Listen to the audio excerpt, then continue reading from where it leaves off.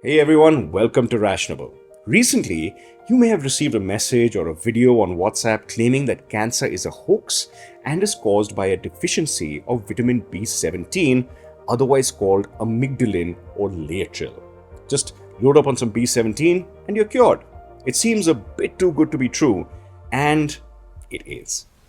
Consuming this can not only make you very sick, but even kill you.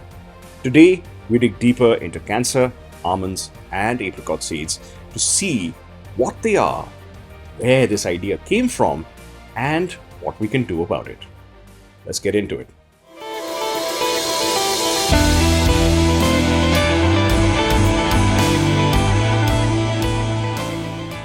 First, what is cancer? So, first and foremost, we need to understand what cancer is. The word itself scares the daylights out of anyone who hears it, and many people think it's deadly. And it is, it definitely can kill a lot of people. It does kill a lot of people. I myself have had cancer very recently, and fortunately, it was a very easily operable version, which got very easily cured. I had a part of my kidney taken out, and now I'm all better. Now, a lot of people believe there's a sinister conspiracy behind it, which is being used to keep us sick and the pharmaceutical industry rich. Now, we'll come back to that last one in a bit. We've also probably heard of many different names that cancer has and the various organs in which it occurs. Now, what if I were to tell you that each one of those is a different type of cancer? In fact, there are over 100 forms of cancer that affect humans, and each of them can even be considered a different disease altogether. So, cancer is not one disease, it is a group of disorders. But there is one thing that is common among all the different types of cancer. It's when cells lose the ability to die. I know it sounds like a fantastic superpower to be immortal, very much like Deadpool, but it really isn't. When cells like this start reproducing more of their own, they start using up the nerves, blood, oxygen supply, and all the nutrition in the area, depriving healthy cells. And as it grows, it keeps gobbling up more and more until it suffocates the entire region and starts spreading to other organs. When cancer spreads like this, it's called metastasis.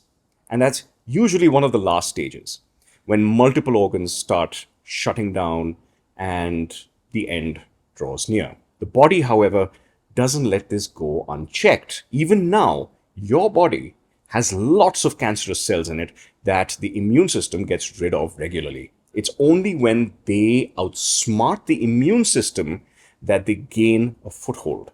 Now, there is a wide range of treatments for cancer, each depending on the type of cancer and how far it has progressed. The most common ones are chemotherapy, where it's you get a cocktail of medicines that are meant to kill and or slow down the cancer growth. It usually has extreme and unfortunate side effects, but the benefits greatly outweigh the harm. The next is radiation therapy, which targets specific types of intense radiation to the cancerous tissue to kill the cells directly. The next is surgery. This is when the cancer is surgically removed from the body. The patient will also usually go through radiation and or chemotherapy to clean up any of the remaining bits of tissue that could be still cancerous. There are also bone marrow transplants in the case of blood cancer or some other types, where large portions of your bone marrow can be replaced. These are just some of the common treatments for cancer. There are more options, but they are beyond the scope of this video. You can find out more about cancer in the description below. We've got lots of links there. Cancer is always referred to by many who sell alternative medicines as it's the holy grail of medicine to be able to treat cancer without any side effects, at least adverse side effects. Complementary and alternative medicine, CAM, otherwise CAM, practitioners and companies often use this to leverage their treatments. How many times have you seen or heard that such and such treatment reduces inflammation, boosts the immune system, and can even fight cancer? The problem with CAM is that there is no alternative medication out there that has shown any promise to treat cancer. There are many examples of people who have tried to treat cancer through diets or alternative therapies and have unfortunately failed with fatal consequences.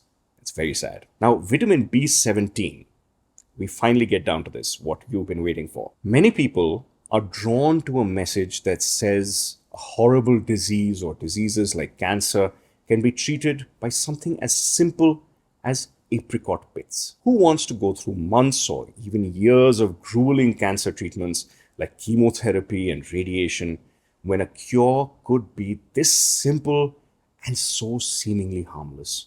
First, just because something is natural doesn't mean it's harmless.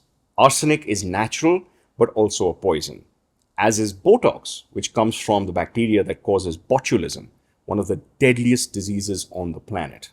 Botox is used in plastic surgery, but only in minuscule quantities, and that too to give a fuller look to the face because of all the extreme swelling that it causes. Another natural poison is hydrogen cyanide. Why is this important?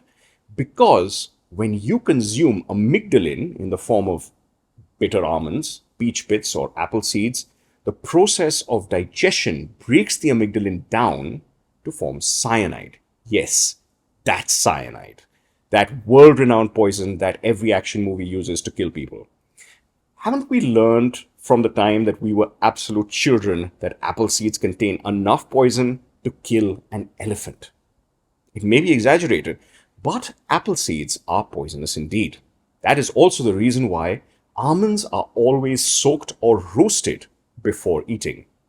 This neutralizes the amygdalin or nullifies its effects. Remember, natural doesn't mean harmless. Now, let's get into the history of amygdalin. Amygdalin was first discovered by two French scientists in 1830. It was soon thrown out as a treatment for cancer as it proves to be too poisonous. In 1950, Dr. Ernst T. Krebs Jr. isolated Laetrile, the trade name for levomandelonitril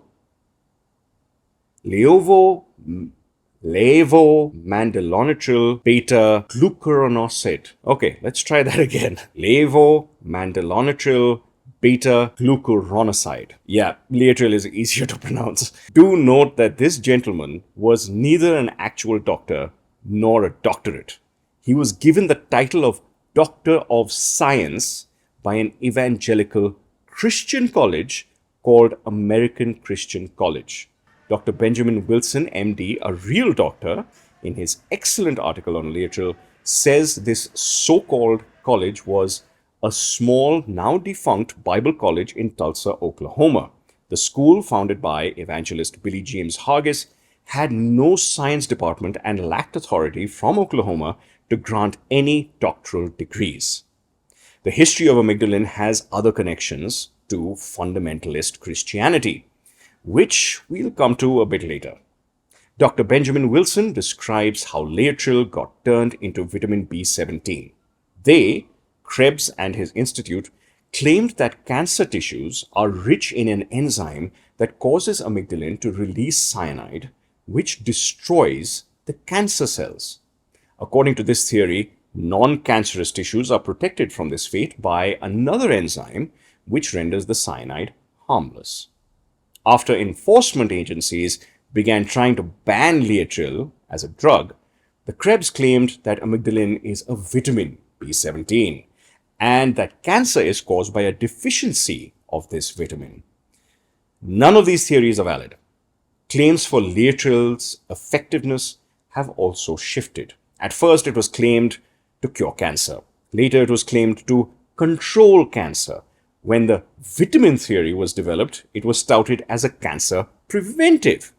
Stephen Novella, MD, academic clinical neurologist at Yale University School of Medicine, in a science-based medicine blog, describes how Eric Hovind, a Christian evangelist, was selling amygdalin under the name vitamin B17 for a while until the US's Food and Drug Administration, the FDA, forced him to shut it down. Hovind's God Quest Inc., doing business as Creation Today until recently, was selling Laetrile as a cancer cure, Laetrile was given the fake name vitamin B17 to make it seem more natural when, of course, it is not a vitamin at all. Hovind was selling amygdalin, raw bitter apricot seeds, which contain amygdalin, and the quack book, World Without Cancer, which promotes both Laetrile and the conspiracy theory that the medical establishment is hiding a cure for cancer. I said that Hovind was selling this snake oil until recently because he had to stop due to FDA action. They sent him a letter, which itself is very revealing, citing him for selling Laetrile with illegal health claims. In the US, claims make the drug, in other words, part of what defines a substance as a drug under FDA control, is that it's claimed to treat an actual disease. Hovind was careful not to make any explicit disease claims on his website, as you can see above.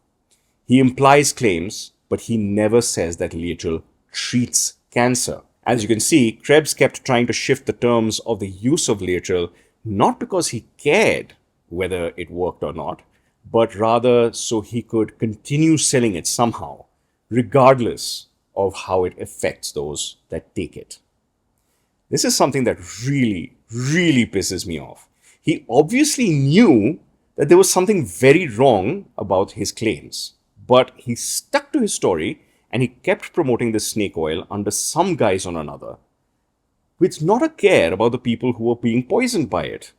The proof of the poison, a Cochrane systematic review, one of the gold standards of research in 2015, of all the clinical studies of Laetrile that had been done to find if it was a treatment for cancer, stated, the claim that Laetrile or amygdalin have beneficial effects for cancer patients are not currently supported by sound clinical data.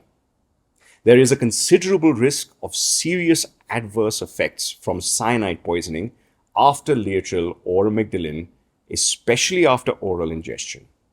The risk-benefit balance of Laetrile or amygdalin as a treatment for cancer is therefore unambiguously negative. This has been corroborated by numerous studies done on this chemical, and none of them has shown an ounce of evidence that Laetrile or amygdalin have any value in any aspect of cancer or any other treatment.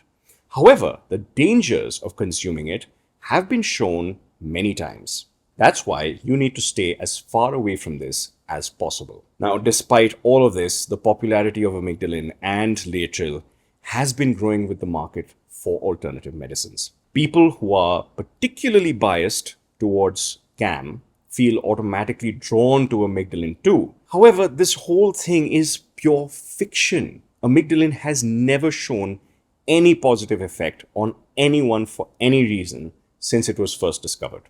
The only people promoting it are the ones who are benefiting from selling it.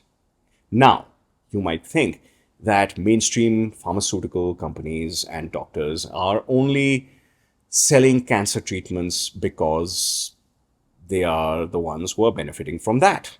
However, it's not just Big Pharma that has conducted tests on this. Independent laboratories across the world have tested the effects of Laetrile and have found only poisonous results. Government organizations have verified this and have banned the substance across many countries. That may be one of the reasons that the WhatsApp messages being read out by an automated voice so that no one can identify the seller. Adding to this, the pharmaceutical industries are not the evil, malicious organizations that most people think. Yes, they are in it for profit. Yes, they have done some greedy things and they continue to do so. But there are many other parties involved in the process of getting drugs on the shelves and into hospitals, like, for example, independent researchers in college or laboratories who have to do years of testing, going from petri dishes to animal testing to double-blinded, controlled, peer-reviewed human trials. And it's not just one lab involved. It's many of them working on different aspects of various methodologies, writing multitudes of papers, which are then replicated by other labs to see if their experiments actually work or not. Regulatory bodies who need to see reliable evidence that a certain drug is relatively safe and has all its potential side effects found and listed Doctors who may be influenced by pharmaceutical companies but have an obligation to use what works for their patients. Medicines have a long, tough journey from discovery to the shelf of a drugstore. Sometimes bad ones get through, but they are usually thrown out as soon as they are noticed to be harmful to patients. Even if there was some sort of conspiracy to stop more effective cancer treatments from being used, it would fall apart. I mean, considering the tens of thousands of people, even millions, who are active in the realm of cancer research, you can't have them all in as a part of the conspiracy. When it comes to cancer, there is a tremendous amount of money being pumped in by governments, NGOs, and private citizens to find out more reliable and safer treatments.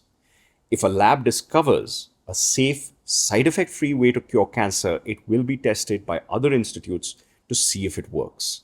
If it does, the scientists who discover it will get Nobel Prizes, tons of grant money, and patent revenue, and the admiration of the entire scientific community and the millions of cancer patients worldwide. No organization is capable of hushing millions of people to keep secrets for decades at a time. Even with today's treatment regimes, thanks to scientific contributions of all the cancer researchers and oncologists till date, cancer is no longer the death sentence that it used to be.